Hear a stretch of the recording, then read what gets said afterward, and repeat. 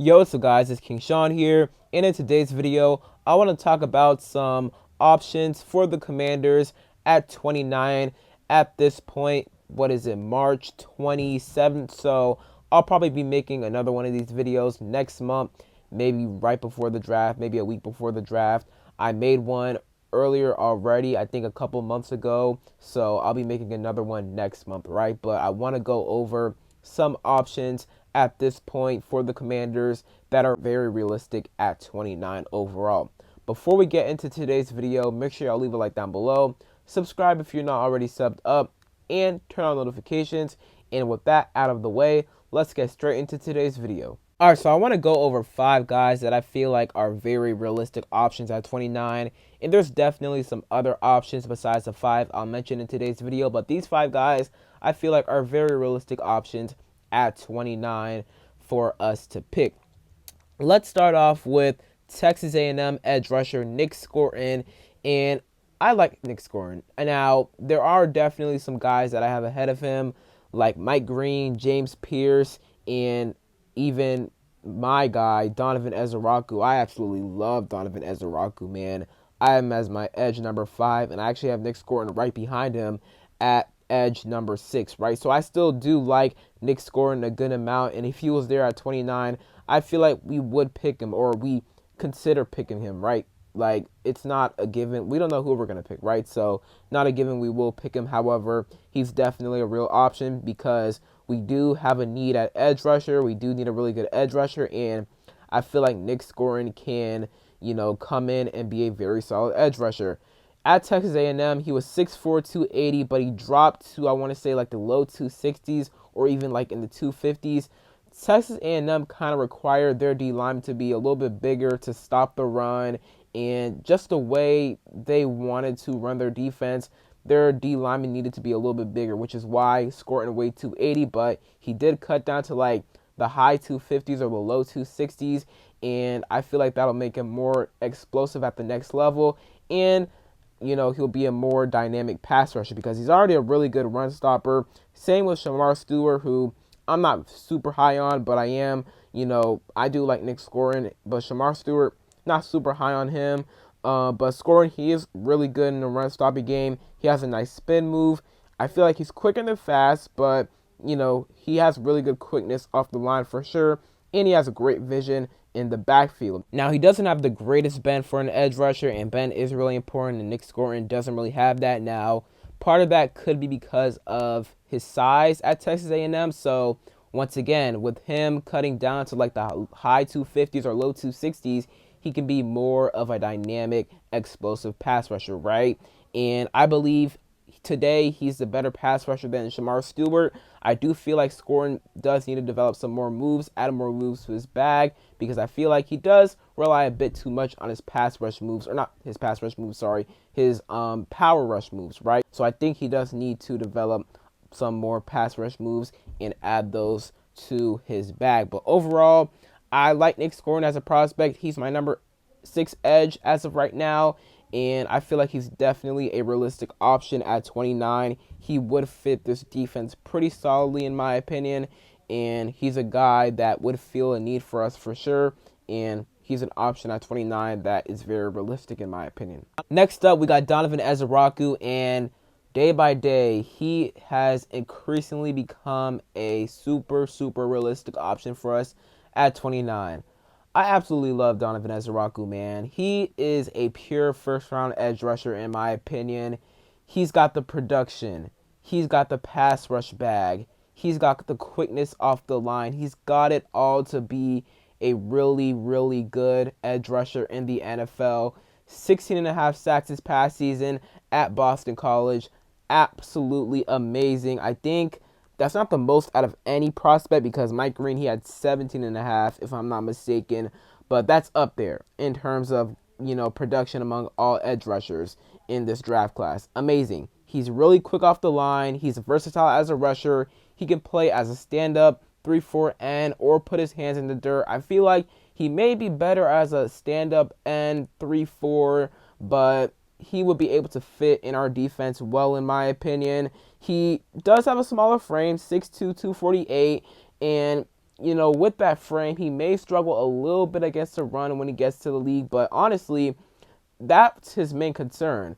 And to be honest, in my opinion, I don't think he was that bad against the run. I think he was really good at setting the edge, in my opinion, and overall better than what people said he was against the run, right? So I think he's not bad against the run at all. Now, with, I feel like, you could say lack of strength a little bit and size, he could struggle in the NFL. So, definitely need to improve on the strength a little bit.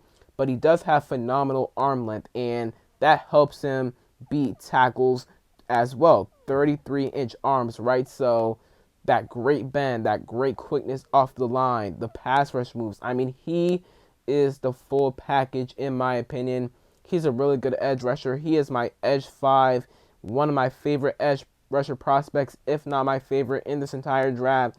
And I would absolutely love it if we took him at 29. All right, next guy on this list, and you guys might find him a little bit surprising. Luther Burden III, receiver out of Missouri. Man, I love Luther Burden. And it's so crazy how he may not even go first round anymore. Like, this pre-draft process has not been the best for him. I'm not going to lie.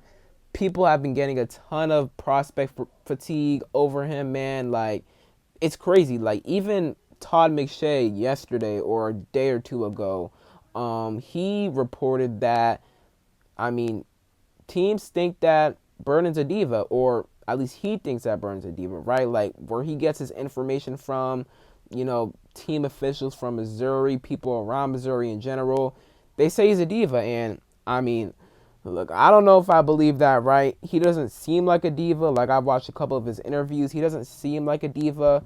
But, look, man, he's a dog.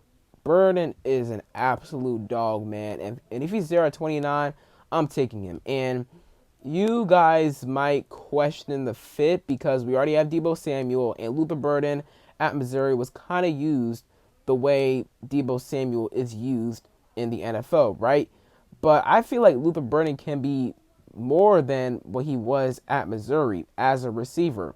I think he can be a really good Z receiver. He can be used on the outside and on the inside in the slot. And some people feel like he might primarily just be a slot receiver. I don't think so. I think he can play on the outside as well. He has pretty solid speed. He ran a 4.42 at the combine.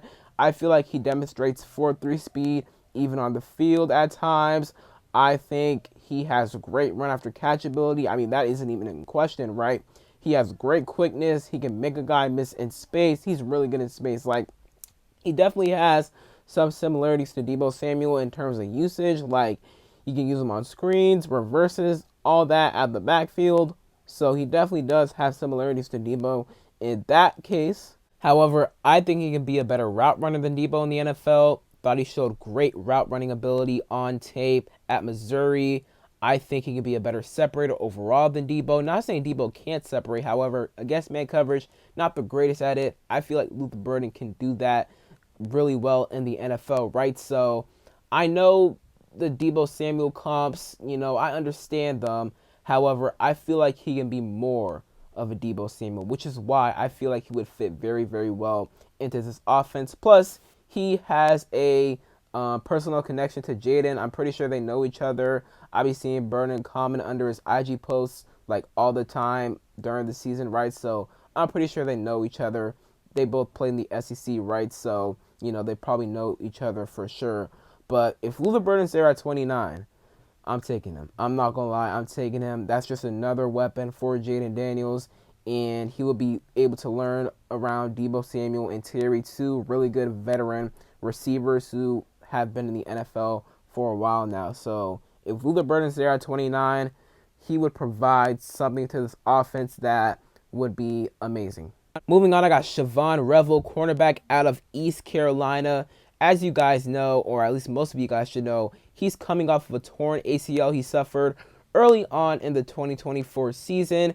But, man, he was a dog in 2023. He was looking like he was going to be the first cornerback to come off the board, man. He was that good, or I should say the second, because Travis Hunter was probably going to be the first, right? But second, right? So he was a dog in 2023. He's 6'2", 194 pounds, so he has really good length, that prototypical size for a cornerback. Really good production back in 2023. Again, he was looking like the top cornerback outside of Travis Hunter. He's really good in zone coverage. Like, he's really good at reading the QB's eyes, reading where the QB's going to go with the ball, and he's good at jumping routes. He's pretty solid in man coverage.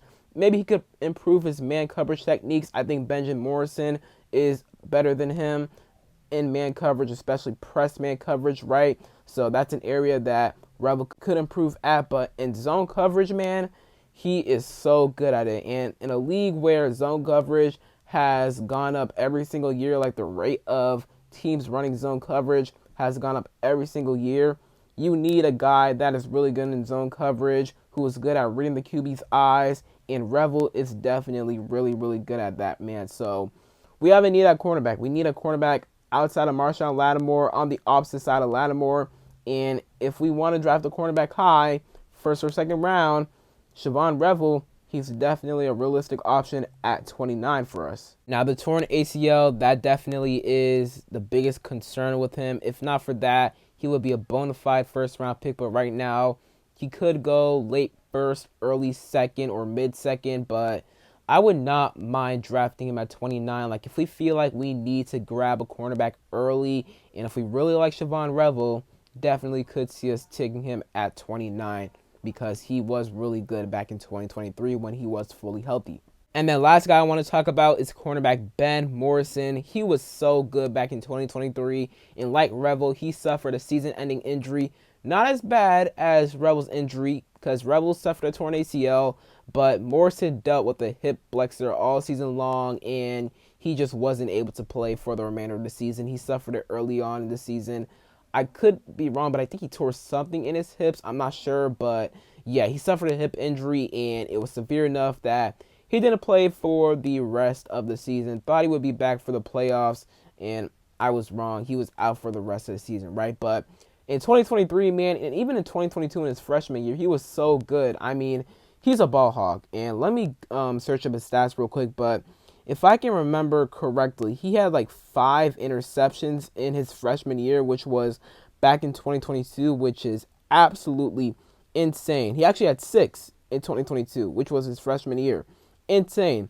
2023 had 3 interceptions, so he's a ball hog. And not only just a ball hog, but he is, well, he has the potential to be a lockdown corner, right? And he was kind of that in college. Like, in 2023, he locked down Marvin Harrison Jr., who was the best receiver in college football in 2023. You could even say 2022 as well, right? So locking down the best receiver in college football, not an easy task. Benjamin Morrison did that. So he's a dog in press man coverage, could improve his zone coverage skills. However, in man coverage, he is a dog, and we like to run a good amount of man coverage. So I feel like he would fit very, very well in our defense. So if we feel like he's good enough to take at 29, then I could definitely see us pulling the trigger on him at 29 overall. So that's it for today's video. Hope you guys enjoyed. Get in the comment section. Comment down below your thoughts on all of the prospects I talked about in today's video that could be realistic options at 29 for the Commanders. And comment down below some other guys that you would like the Commanders to consider at 29 if they were available at 29. So that is it for today's video once again. And other than that, it's been King Sean, and I'm out. Peace.